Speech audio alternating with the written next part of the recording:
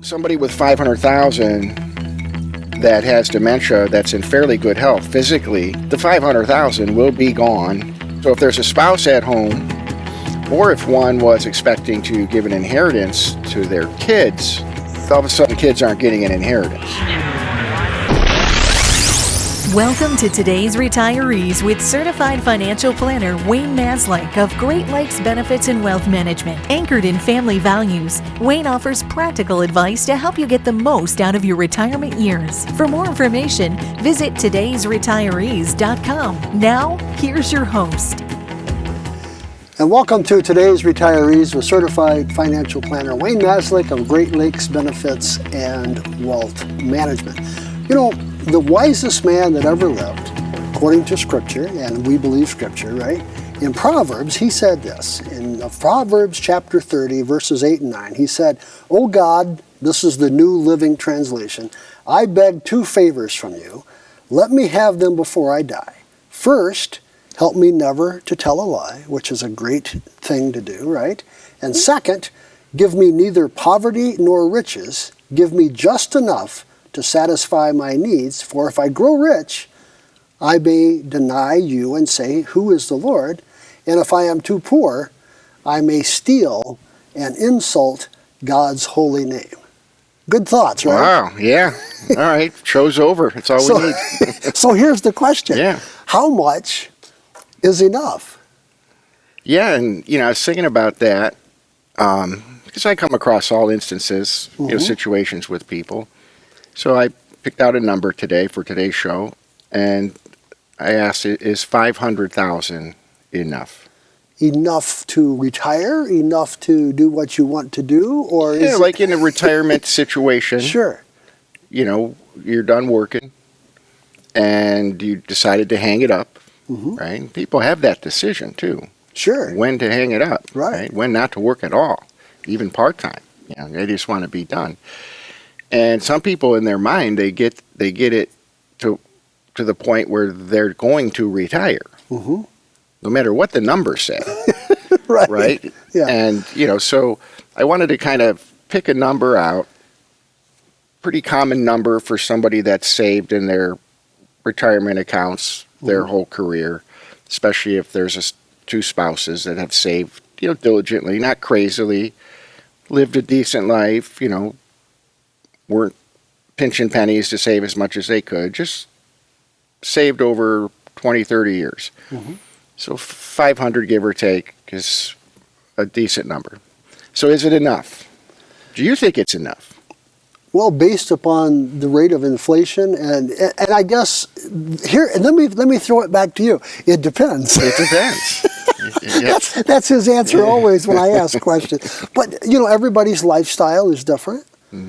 If you're going to be doing some traveling and things like that, I don't do a lot of traveling, but I'm going to in the near future. I've already bought a plane ticket. Nice. And those fees add up really quickly when you are purchasing a plane ticket. Yes. It's, that cheap flight, it was 3 times what it was by the time you pay for your luggage and your seat, and yeah. And I'm saying, and you hope you don't get stuck next to what is this? Some loud kid or obnoxious person, right? Yeah, and then what if you want to upgrade to first class or business class, right? Or if you're going to a city that is a tourist attraction. I'm not. I'm going to, almost like a hub city, so it's a cheaper flight. But, what is your lifestyle like? Are you going to live the same lifestyle when you retire?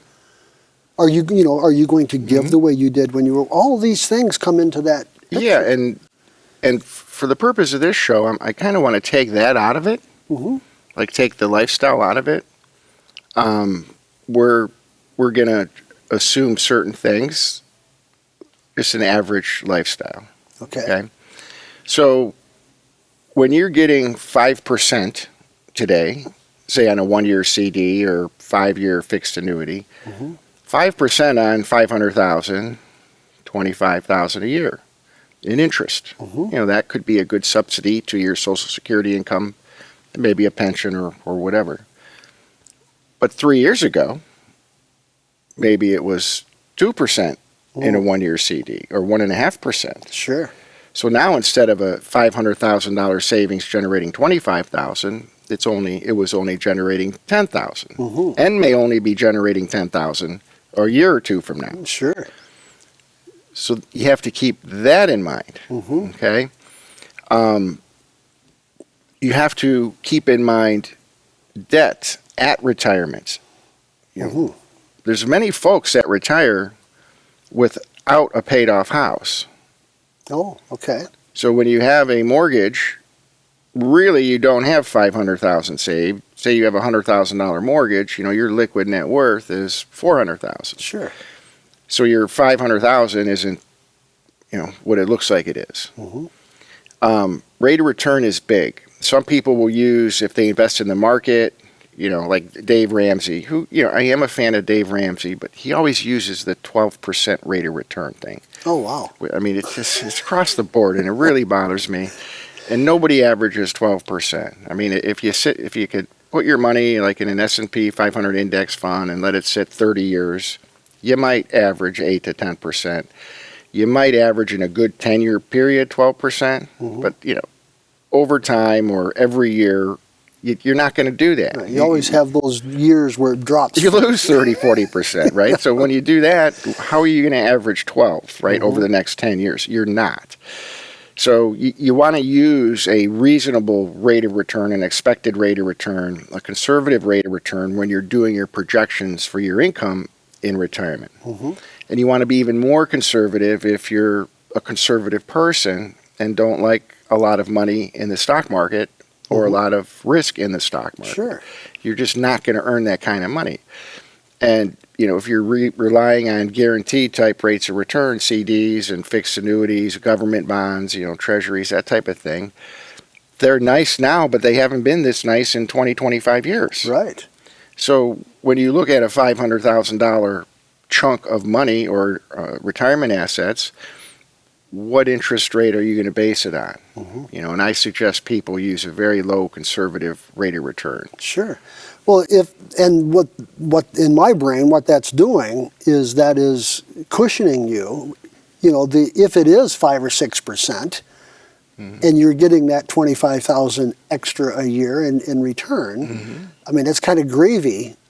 If you're basing your projections on 2 or 3%. Well, it's not 25 extra. It's if you were earning 2, that's correct. 10, so it's 15 extra. Right. Still substantial. Yes, absolutely. But these are the kinds of things that you help folks figure out. Yeah, and even the listeners and people that aren't working with me as clientele and viewers, they need to think through this stuff. And there's people, many retire without 5. They have 200, 300, and they think that's a lot of money. But when you look at the fluctuation in interest rates, along with the fluctuation of inflation, 300,000 may not be a lot of money in their situation, even 500,000, especially if a few things come up, which we'll touch on here after the break. Okay, well, we are going to take a little break.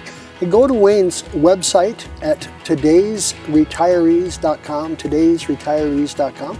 We'll be back right after this. Double check that. Pretty good. Yeesh. Not crying, are you? Let's tighten that and... Ooh. Wait, what was that? What? No, don't worry about that. Here we go. Asking the right question can greatly impact your future. Are you qualified to do this? What? Especially when it comes to your finances. Do you have a question? Are you a certified financial planner? Yes, I'm a CFP professional. CFP professionals are committed to acting in your best interest. That's why it's gotta be a CFP. And welcome back to Today's Retirees with certified financial planner Wayne Maslyk of Great Lakes Benefits and Wealth Management. Let me encourage you to go over and read Proverbs chapter 30. The whole thing is great, but especially verses 8 and 9 about how much is enough for us. But we're talking, Wayne, as in our last segment, you were talking about, is $500,000 enough for a couple to retire on? And you asked me that question, and I said the same thing that you always tell me. Depends on the couple. It depends on the couple. Mm-hmm. But there's a lot of factors that you have to work with when you're helping someone figure this out, because the variables are immense, I can imagine. Yeah, they are immense, and I'll give you a few. Let's say you have the 500, and we could plug in any number here, but for math and simplicity, we'll use 500, and we'll say that the return you need on 500,000 is 4%. Right? Okay. You need to do your numbers and project out for the rest of your life. You need a rate of return of 4%, an average rate of return. So 4% on 500,000, $20,000, right? Now, say you retire, and you retired. Well, I'll give you a recent example.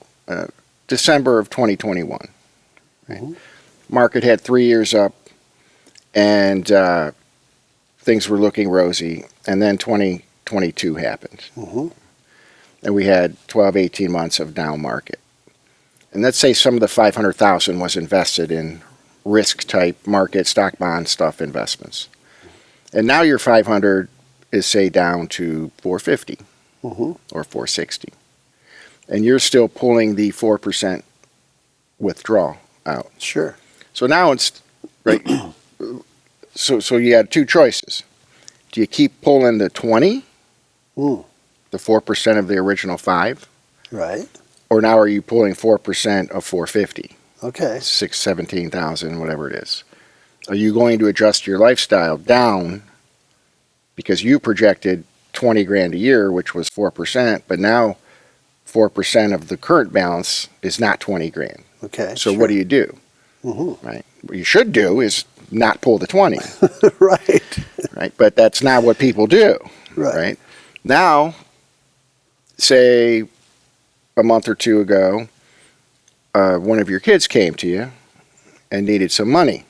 Or you just want to help them buy their first house. Sure. Or help your grandchild go to college. And you pull 20,000 out. So now your 450, which was 5, is now 430. Okay. Okay. Same question. You projected you need 20,000 in income, and 4% of the now new 430 is what, 14,000, right? Just quick math. What do? Are you going to adjust your lifestyle from withdrawing 20,000 a year or whatever that is monthly, 1,700 a month, something like that, down to the 14,000 a year, right? Sure. 1,200 a month instead? People don't do that. Right. They're used to that 20,000 a year they projected, and they just keep doing it. Okay. Okay. So in 5 years, they're really whittling that 500. Depends on what the interest rates do, and if they didn't change the withdrawal rate. Now the opposite's also true. Let's say they retired in 2018, and they had a substantial amount of the 500,000 into investments, market stuff, and the market had 3 great years. Right now, their 500 is 650. Right. So are they going to pull the 20 from the 650 or 4% of the 650? Most will just pull the 20. So now they're in a better position than they were even when the day they retired. Sure. Because they have more than when they retired, and they still have their income. So timing is a big thing. Right. Especially if you have money in the market. Right. When you retired, if you're depending on pulling money from your investments that are in the market, when you retire compared to where the market is at that time, can have a big difference on how long that 500 lasts, or if it grows, or if you start depleting it. Sure. Because you're still pulling money even though the balance went down. Well, that makes sense. Now, let me ask you: do you factor in? There are folks, family age. They retire at 70 years old or whatever, but their ancestors lived to be 100 years old. So their life expectancy is going to be another 30 years. Yeah.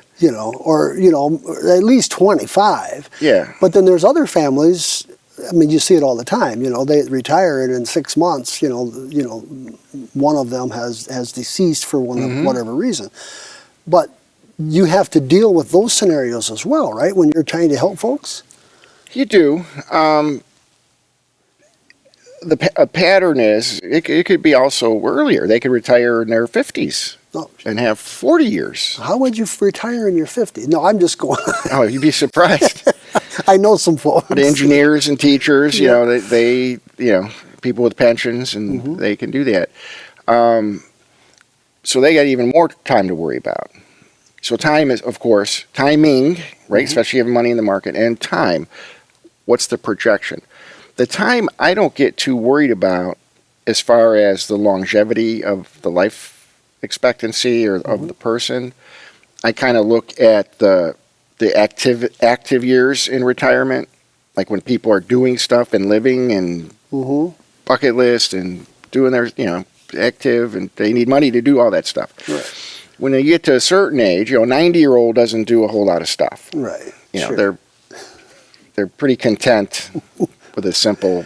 They don't, many of them won't even need their Social Security check. Their whole, they just don't spend a whole lot of money. So you project that in, the active life. If someone retires at 65, they're going to be active probably for 10 years. So their income need for that 10 years or so will be higher than 15 years from then. Factor inflation in, of course, in that. Sure. And their income need then may be even higher than when they were working, right? Because they have time. They could do stuff. Oh, sure. So that curve kind of goes up when somebody retires in a lot of cases, and then starts to come back down as they accomplish things and slow down and get health issues and have to be close to doctors. And that so that the long life doesn't necessarily concern me, except for, take a guess.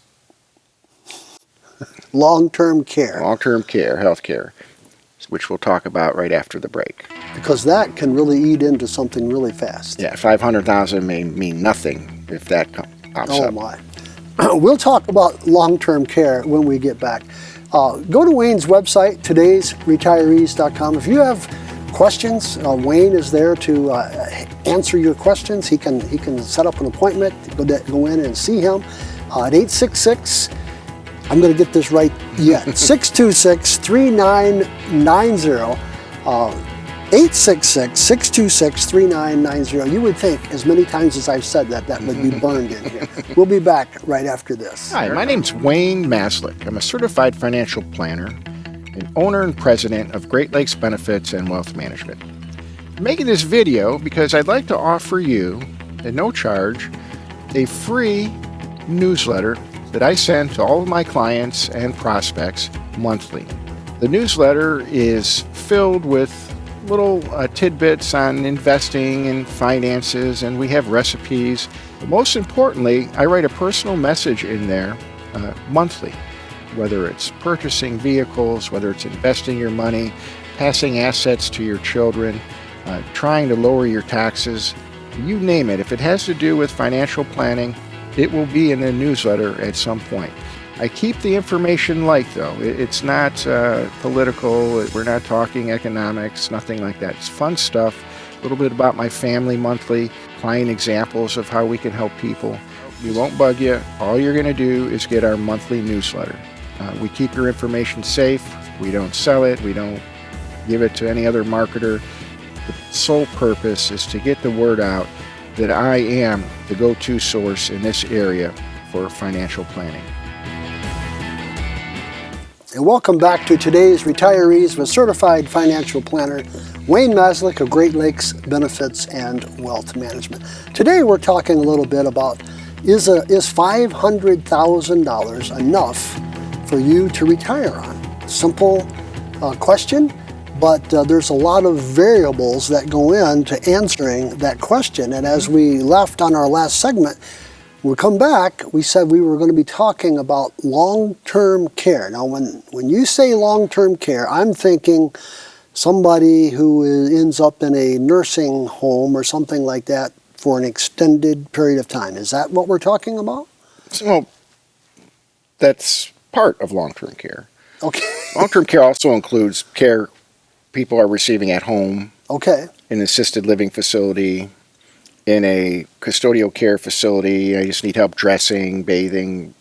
Some Sure. people, they need different types of care at different times. The more care you need, the more expensive. Mm-hmm. The bad care, well, it's all bad, but the nasty one is the dementia and the Alzheimer's when somebody needs a private room. Okay. So if you have $500,000 and it's generating $20,000-$30,000 a year in income, a $60,000 long-term care bill is not going to devastate that pile of money, unless it's for 15 years, which long-term care isn't usually that long. But a $120,000 a year bill at $10,000-$12,000 a month, which is what it is. Wow. In a private, secure, if you call it secure, some people wander and need to be locked up, but not locked up, but they protect the folks from being able to go outside and Sure. or go in other people's rooms and disturb them, because they have mental, they have Alzheimer's or dementia. That's big money. So somebody with $500,000 that has dementia, that's in fairly good health physically, just mentally they have issues, the $500,000 will be gone. At those kind of rates. Yes. Very quickly. So if there's a spouse at home, community spouse, that's going to need assets to live on once that spouse passes, or if one was expecting to give an inheritance to their kids, all of a sudden kids aren't getting an inheritance. Sure. Yes, Dad said, "Ma saved $500,000," but it ain't 500 anymore because Dad's been in a facility for 2.5 years. It's also when you're doing planning for parents, and the parents, the kids sometime are expecting, hey, Mom, Dad have a good chunk saved. So they kind of live their life like knowing they're going to get a shot in the arm here at some point. But then the shot in the arm never comes. Sure. Because of the healthcare needs for one or both of the parents before they pass. Okay. Wow. And now they live their life thinking this was coming, maybe built up some debt, bought a maybe bigger house than they should have, and now it never comes. It's like the National Lampoon's, was it Vacation, one of the movies where Right. he was expecting a big bonus and he already ordered his pool, and it never came. It's kind of the same thing. Right. So you got to be careful. And is the $500,000 enough question, like you said, it depends, like we like to talk about. But when the long-term care comes in, then in many cases, it won't be enough. Sure. If someone doesn't pass quickly, if someone passes slowly with health issues, especially with the mentally debilitating diseases. Sure. So can you plan for that in prior? I mean, it's, of course. At 60 years old, it's probably too late. But when do you plan for that? When you're 40? Well, you can plan for it at any age. The cheapest way to plan for it, and the most sensible, and the way that works the best, is the younger you are and healthier you are. You can buy long-term care insurance. You can buy life insurance. That's what I like to do for clients for long-term care planning, kind of a wealth replacement setup. Big life insurance, not a $50,000 or $25,000 burial policy. Something that will, make the estate whole again once Mom and Dad pass. So there's legal planning. There's attorneys that will do Medicaid planning, Medicaid trust, Medicaid spend down. There's gifting to kids. There's all kinds of things. But, with Medicaid, there's certain look-back periods and certain things you got to do legally and properly. But there's all kinds of things you can do. Okay. But you got to roll up your sleeves and talk with a planner, an attorney, and do it. Right. Right? Well, isn't this... Which nobody ever does, right? 98% of the people, 95, don't plan for long-term care. Even they know there's a good chance they're going in, and they're going to need it at some point. Sure. But they still don't do anything.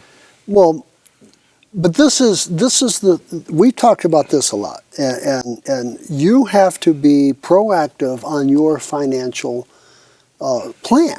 But even people that are proactive with their financial plan, even those people, which are like almost all my clients, or they wouldn't be my clients, right? They still... This is something they leave off. They leave off. And even though we talk about it, you know, we have meetings, you know, as part of the planning process, you talk about long-term care.